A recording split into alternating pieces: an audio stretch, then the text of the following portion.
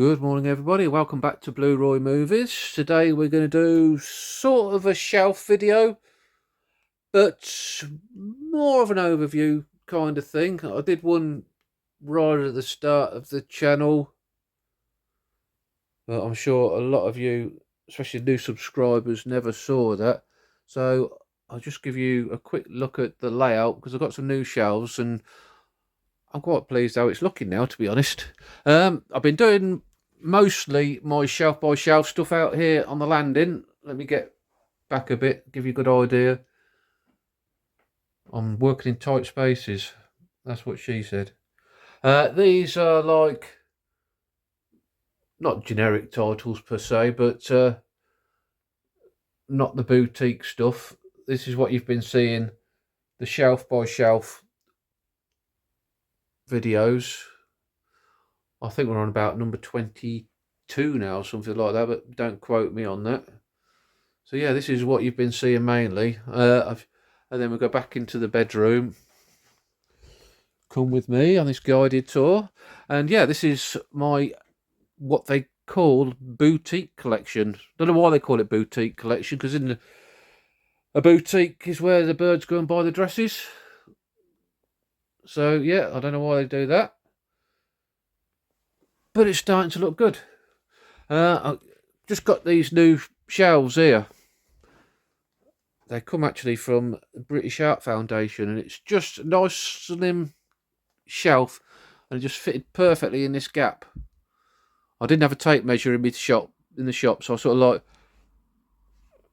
went up to it. That's the width of me. Then come back and stood against the wall here. Thought, yeah, it's just going to fit nicely. So what I've done, I had the 4Ks there. I've moved them round here. That's my 4K collection. Sorry, the lighting's not the greatest, but it's what we've got to work with. So that's all my 4Ks. And in the centre, up the top, we've got the box sets, which I've shown you before. And then my favourite bit of the whole collection is my Eureka collection, which covers 1, 2, 3, 4 and a bit shelves. And then now I've got it going into my Arrow collection, which I haven't shown you yet. I'll do that on the next video, and that will pretty much wrap up the shelf by shelf collections. But here now on these new shelves, I've got my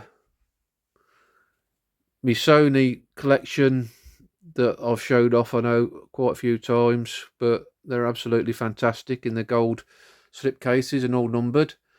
Then I go on to my indicator, which, barring a couple of new ones I've got, you've seen. And then we go on to Criterion, my HMV Premium collection, and my BFI titles. Now, those three I haven't shown you yet, so I'll do a quick run through of them, and I'll show you what I've got for them. So that's the shelf part of the video. It all comes together in the end.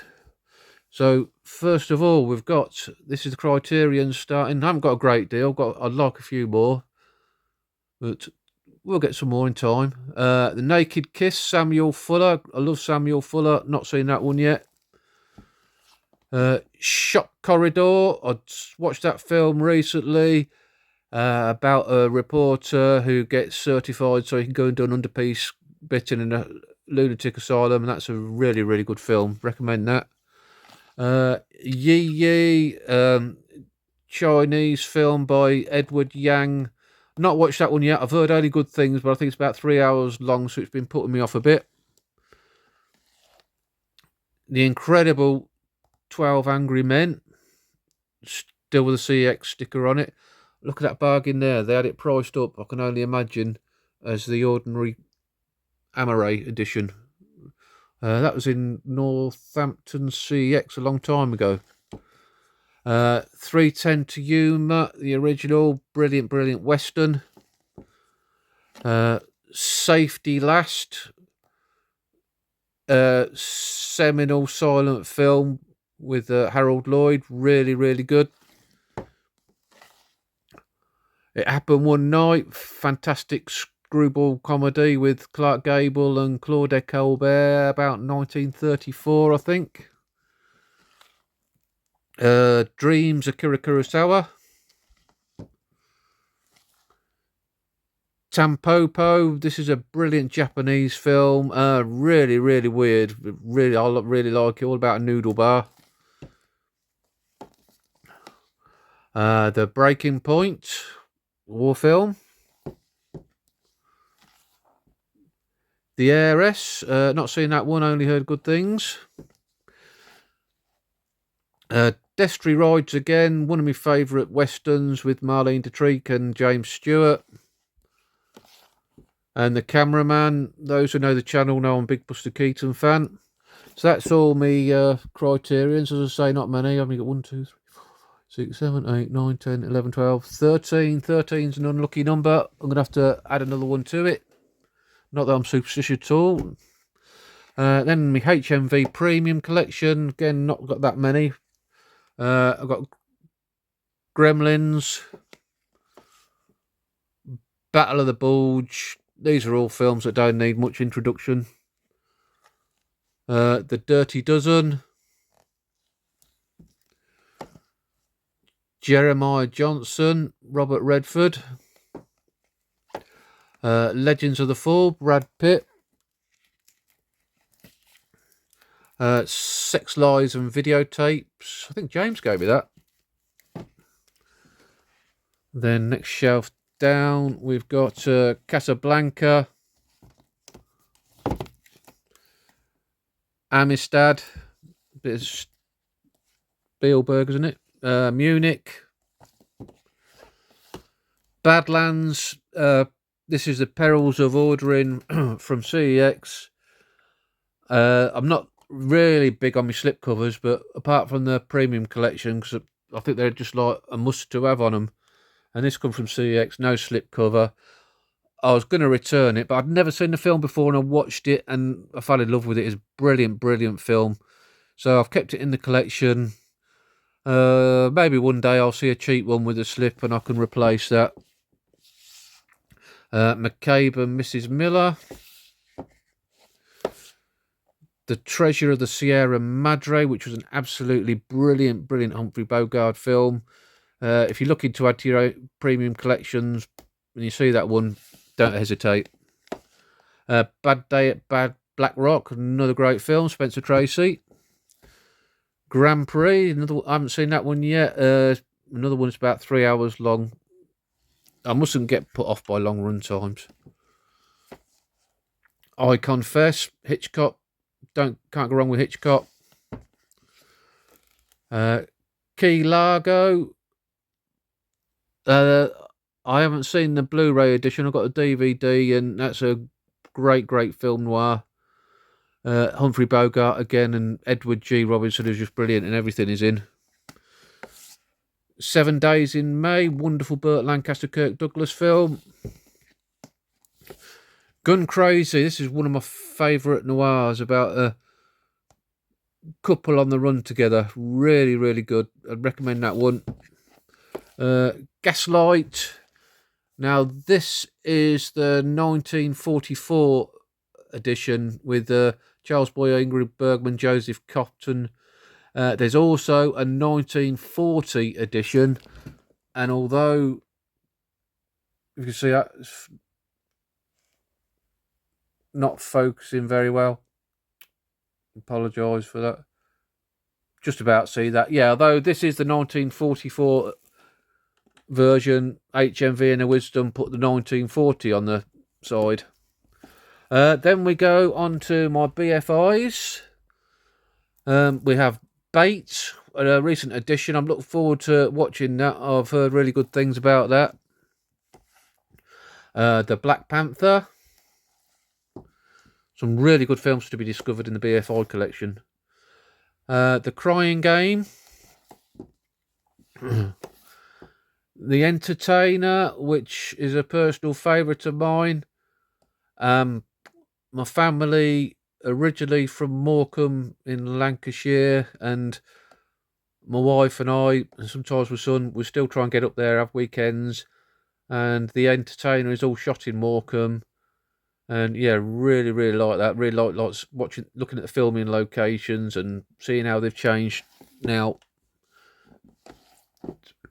Le Veaux Sans Visage, or Eyes Without a Face, a really creepy French horror film. Good Morning, I've got to get around to that one. It's Ozo, Japanese director, and brilliant films he produced. Great White Silence, silent movie, a documentary following Captain Scott's voyage to the South Pole. Judgment at Nuremberg, all about the Nazi war criminal trials. The cast on that is phenomenal. Listen to this.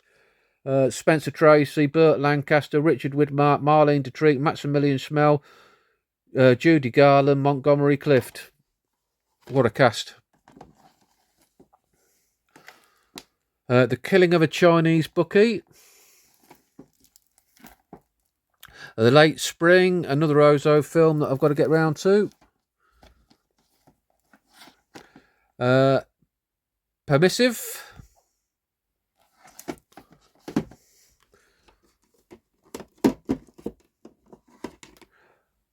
Saturday Night and Sunday Morning, good old British 60s film. Oh, excuse. Separation. Stand back up, will you? Seven Samurai, Kurosawa's masterpiece. Now that is well over 3 hours. I have watched that and just brilliant from start to finish. The film that spawned the Magnificent Seven.